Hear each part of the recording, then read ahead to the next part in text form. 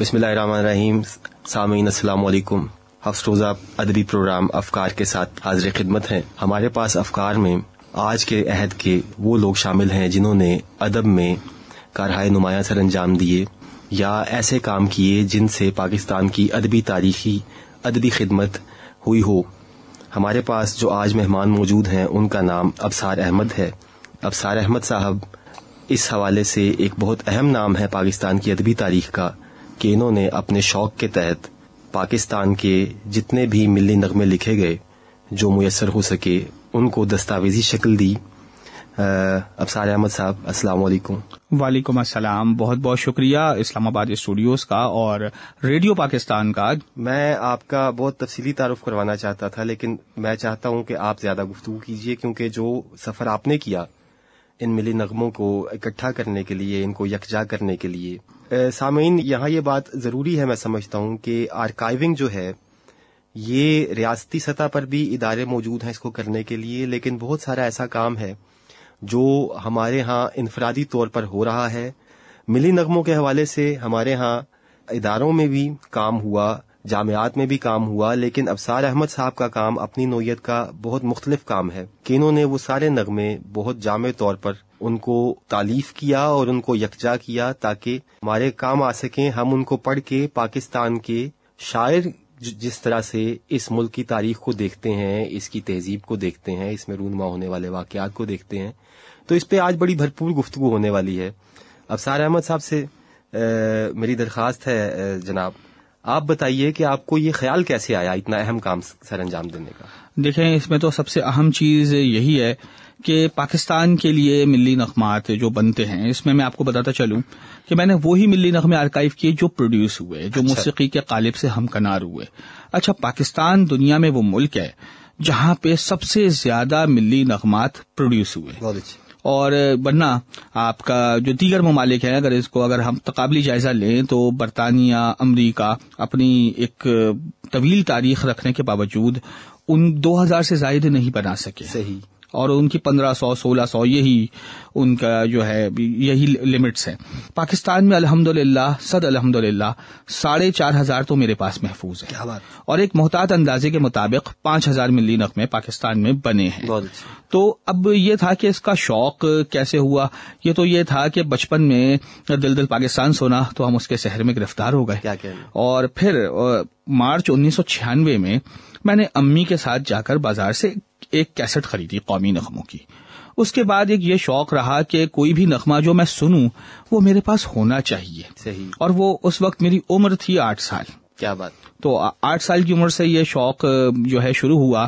جب میرے پاس 500 سے زائد نغمے ہو گئے تو مجھے اندازہ ہوا کہ شاید جیسے بہت بڑا کلیکشن میرے پاس ہے. تو یہ کتنی عمر تک آپ کے پاس یہ ہو چکے تھے 500 سے زائد؟ 500 میرے پاس ہو چکے تھے. 11-12 سال عمر تھی میری. کیا بات. تو اس وقت مگر پھر بھی جب میں ریڈیو پاکستان سنتا، پاکستان ٹیلی ویژن دیکھتا تو تشنگی اور بڑھ جاتی کہ ابھی میرے پاس تو کچھ بھی نہیں ہے. صحیح. تو بس یہ ایک شوق تھا. پھر سمجھے جب جنون ہو کہ مجھے ملی نغمے چاہیے تو اس کو میں نے، اللہ تعالیٰ پھر مدد بھی کرتا ہے، تو کئی ایسے نغمے جن کے متعلق میں گمان بھی نہیں کر سکتا تھا کہ یہ چیزیں میرے پاس ہوں گی. بالخصوص پاکستان کے وہ ملی نغمے جو قیام پاکستان سے قبل تحریک پاکستان کے زمانے میں مقبول ہوئے. ان کے گراموفون ریکارڈز بنے جو کہ امتداد زمانہ کی نظر ہو چکے تھے اور وہ اس وقت کسی بھی سرکاری نشری ادارے کے پاس، کسی بھی نشریاتی ادارے کے پاس محفوظ نہیں ہے. یعنی وہ ملی نغمے جو آل انڈیا مسلم لیگ کے پلیٹ فارم سے بنے اور پھر قائد اعظم رحمت اللہ علیہ پر بنایا گیا پہلا ملی نغمہ جو 1945 میں آل انڈیا مسلم لیگ کے پلیٹ فارم سے جاری ہوا تھا، اور اس وقت آل انڈیا ریڈیو لاہور نے اسے پہلی دفعہ نشر کیا تھا. منور سلطان اور ساتھیوں کی آوازوں میں تھا. ملت کا پاسباں ہے محمد علی جناح. جی بالکل. تو ویسے ہم مسعود رانا کی آواز میں سنتے ہیں مگر وہ 1945 میں وہ نغمہ بن چکا تھا اور اس کی گراموفون ڈسک مجھے مل گئی. اب اس طرح مشرقی پاکستان، وہاں پر جون 1947 کو جب قائد اعظم رحمت اللہ علیہ نے پہلی مرتبہ پاکستان زندہ باد کا نعرہ لگایا تھا، تو اس کے بعد مشرقی بنگال سے تعلق رکھنے والے شاعر فیاض ہاشمی صاحب، جنہوں نے بڑے مقبول ملی نغمے لکھے، انہوں نے پہلا ملی نغمہ لکھا، زمیں فردوس پاکستان کی ہوگی زمانے میں، غلامان نبی مصروف ہوں جنت بسانے میں۔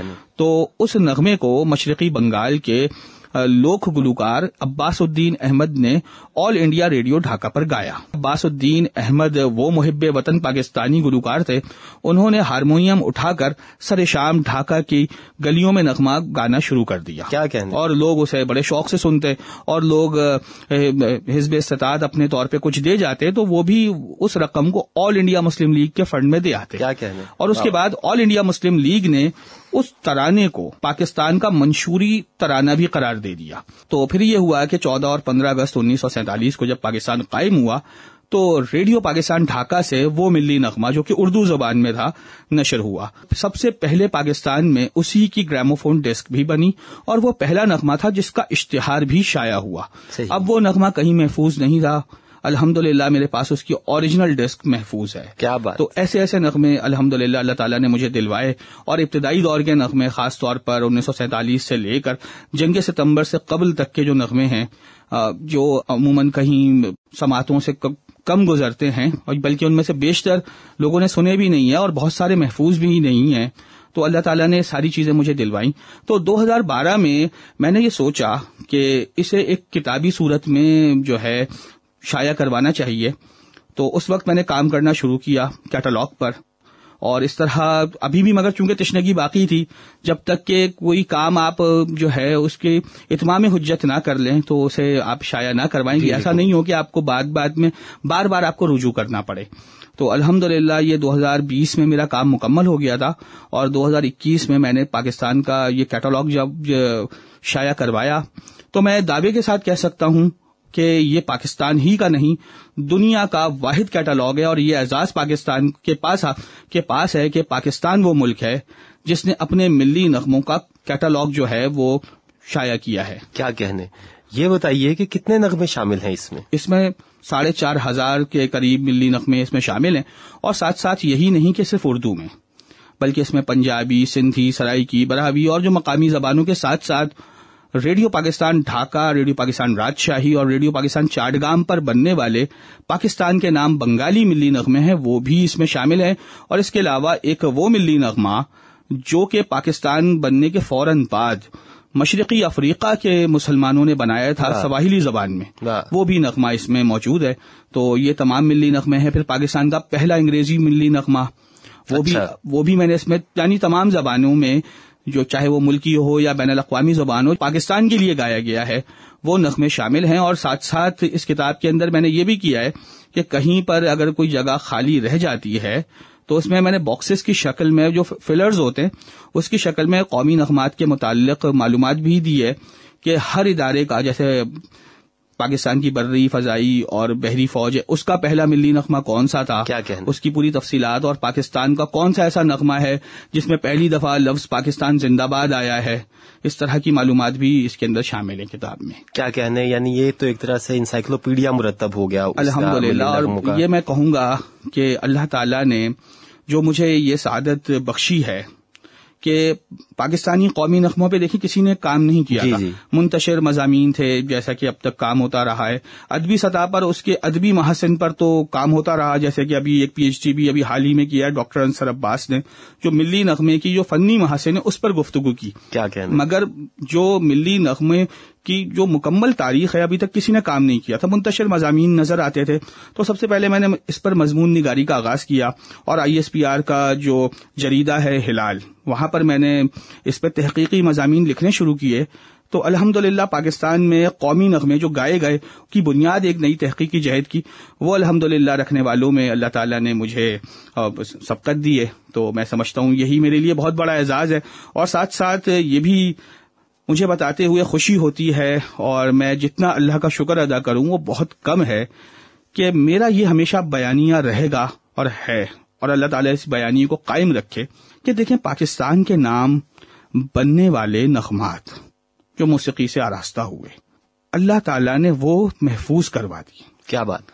وہ محفوظ کروا دیے جس تک، ورنہ پاکستان میں دیکھیں فلمی گانے وہ بھی محفوظ نہیں، صحیح، کوئی بھی چیزیں مکمل طور پہ محفوظ نہیں ہیں. اللہ تعالیٰ نے جب ملی نغمے محفوظ کروا دیے تو نظریہ پاکستان اور پاکستان کے لیے بہایا گیا شہیدوں کا لہو وہ کیوں کر ضائع جا سکتا ہے؟ کیا کہنے، سبحان اللہ، کیا کہنے. میں کو اسی رخ پہ لانا چاہ رہا تھا کہ یہ ملی نغمے ایسا نہیں ہے سامعین کی اطلاع کے لیے کہ یہ صرف ہمارے جذبات کا اظہار کر رہے ہیں.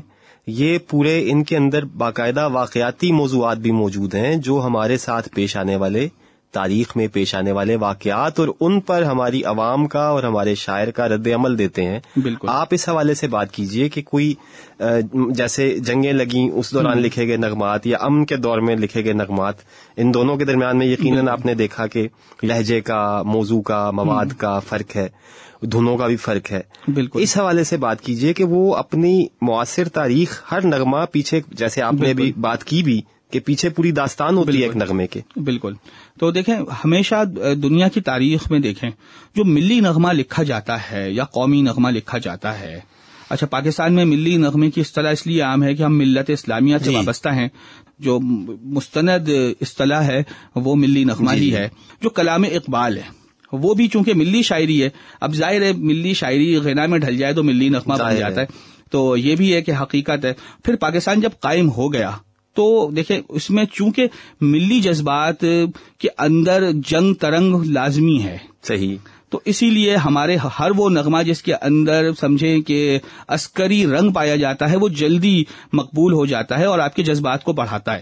تو پاکستان کے ابتدائی دور میں دیکھیں تو 1947 سے لے کے جنگ ستمبر 1965 سے قبل تک جو ملی نغموں کا مزاج پایا جاتا ہے ان میں قائد اعظم رحمۃ اللہ علیہ ہیں، وطن کے لیے دعائیہ کلمات ہیں یا پرچم ہے. صحیح، یہی 3-4 موضوعات ہیں.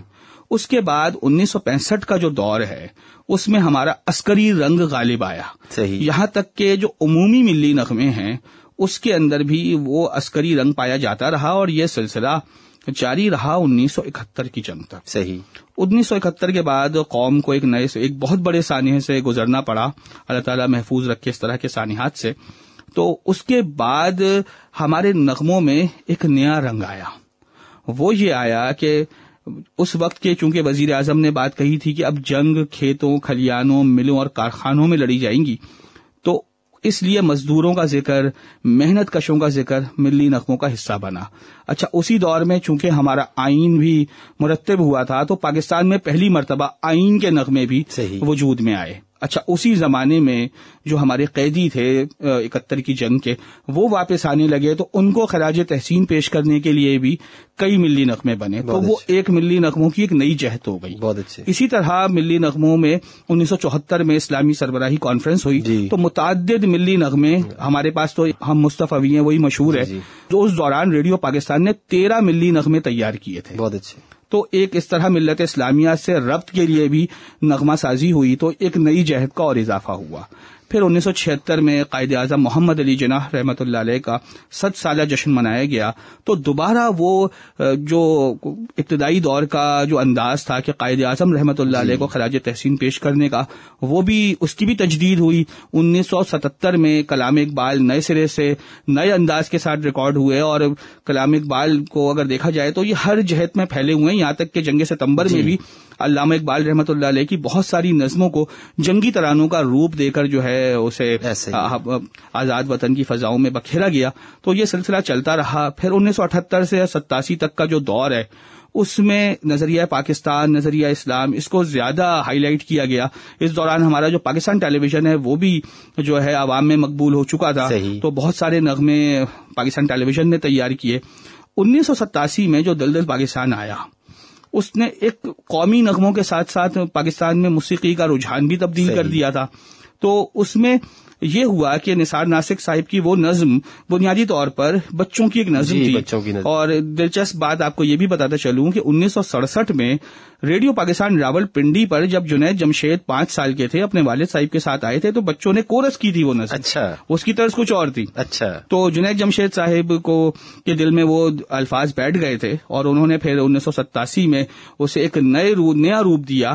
تو ایک بچوں کی نظم جو ہے وہ مقبول عام ہو جاتی ہے، ایک ایسا ملی نغمہ بن جاتی ہے چاہیے. تو اس کے بعد ہمارے جو گروپس، جو میوزیکل گروپس ہیں، وہ ملی نغموں کی جانب آئے. صحیح. تو انہوں نے کیا کیا کہ اس وقت صرف قافیہ اور ردیف لگانا ہوتا تھا. جی جی. جو کلام کی گہرائی اور گیرائی ہے اس سے ملی نغمہ کچھ عرصے کے لیے سمجھے وہ عاری ہو گیا. اور اس میں یہ تھا کہ اس میں چونکہ پاپ میوزک میں دھن اوپر ہوتی ہے اور بیٹ سب کچھ ہوتی ہے، تو اصل چیز وہی ہے. جبکہ جو پہلے جو ملی نغمے لائٹ میوزک میں بنتے ہیں وہاں پر دیکھی جاتی ہے شاعری. تو اس میں کیا ہوا کہ کسی مستند شاعر سے لکھوانے کی بجائے بہت سارے گلوکار خود کرتے ہیں، خود ہی اپنے طور پر گٹار اٹھایا اور بندی کر دی. تو یہ سلسلہ ہمارا ایک عرصے تک چلتا رہا. البتہ 1996 اور 97 میں ملی نغمات کو پھر ایک نیا رنگ ملا کہ پاپ میوزک میں بھی، پاپ میوزک تھوڑا سا جب راک سے ہٹ کے جب لوگوں کو سمجھ میں آنے لگا تو اس وقت یہ ہوا کہ ملی نغموں کو پھر مستند شاعر لکھنے لگے اور پھر بہترین ملی نغمے آئے جیسے تیرا کرم مولا اور ایک یہ دعا ہے بیسکلی. اور یہ سلسلہ جاری رہا 2007 تک. اس عشرے میں سمجھیں پاکستان میں سیاسی تبدیلیاں بھی رونما ہوتی رہیں، کیونکہ دیکھیں سیاست اور سماج کا براہ راست اثر جو ہے وہ ادب پر ہوتا ہے. ادب پر ہوتا ہے تو ساتھ ساتھ اس کے نغمے پر بھی ہوتا ہے. تو 2007 کے بعد ایک نوجوانوں کی تعداد پاکستان میں زیادہ ہو گئی. تو نوجوانوں نے، جو نوجوان بینڈز تھے، مختلف شاعر تھے، پھر نوجوان شعراء نے اپنا کلام جب پیش کرنا شروع کیا تو اس میں رجحان یہ پایا گیا کہ مطلب انقلاب، تبدیلیاں، اور سب سے بڑھ کر یہ کہ ایک نوجوان کیا چاہتا ہے پاکستان کو بہتر بنانے کے لیے. ورنہ اس سے قبل اگر کوئی بات کرتا تھا ملک کے لیے تو وہ سمجھے باغیانہ سوچ ہو جاتی تھی. مگر اس نے محب وطن ہو کر ان نغموں میں حب الوطنی بھی آپ کو ملے گی، پاکستان سے بے انتہا عقیدت بھی ملے گی. مگر جو ایک نوجوان ایک سوچتا ہے، پھر اس نے اس طرح کے نغمے آئے، بدل دو زمانہ، ہم سے ہے یہ زمانہ، اس طرح کے نغمے آئے. یہاں تک کہ سلسلہ 2014 تک گیا. 2014 میں دسمبر میں ثانیہ APS ہوا. تو اس کے بعد قوم نے دوبارہ وہ جذبہ جو 1965 میں تھا وہ دوبارہ جذبہ بیدار کیا. پھر قوم نے دہشت گردی جیسی ایک لعنت کا سے مقابلہ کیا اور پاک فوج نے جس طرح سے ان دہشت گردوں کی کمر توڑ کے رکھی تو پھر قوم دوبارہ متحد ہوئی. اور وہ سلسلہ جو ہے آج پاکستان کے قومی نغموں میں ہر رنگ پایا جاتا ہے. اب اس میں دھرتی سے بھی محبت ہے، پرچم سے بھی عقیدت ہے. پھر ایک سب سے بڑی جہد جو ہمارے قومی نغموں کی ہے وہ ہے ہمارے کشمیری بھائی. جی، کشمیر کے لیے پاکستان نے ابتدا میں ہی ملی نغمے بنانے شروع کر دیے تھے. وطن ہمارا آزاد کشمیر جو حفیظ جالندھری صاحب نے لکھا. پھر اس کے علاوہ حافظ مظہر الدین صاحب کا جو کلام ہے میرے وطن تیری جنت میں آئیں گے ایک دن، یہ تو مقبول ہو چکے تھے جنگ ستمبر سے قبل ہی.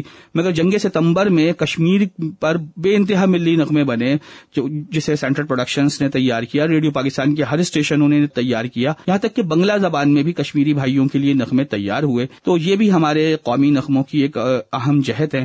تو اس طرح ہمارے قومی نغمے مختلف جہتوں میں پھیلے ہوئے ہیں. یعنی ہمارے قومی نغمے جو ہیں وہ ہر عہد میں ہمارے مسائل کے ساتھ اور ہمارے وسائل کے ساتھ ہمارے جذبات کا ایک متوازی ریکارڈ کرتے رہے اور اس کو اظہار کرتے رہے. یعنی میں یہ سمجھتا ہوں آپ کی ساری گفتگو سن کے، اور میں بہت سحر زدہ ہو کے سن رہا ہوں، سامعین آپ کا بھی یہی حال ہوگا یقیناً، جتنی گہرائی سے اور جتنی گیرائی سے ابصار احمد صاحب ملی نغموں کو ہماری ملکی سیاسی تاریخ اور جغرافیائی حوالے سے اس پہ بات کر رہے ہیں. یہ یقیناً یہ گفتگو کئی دروا کر رہی ہے.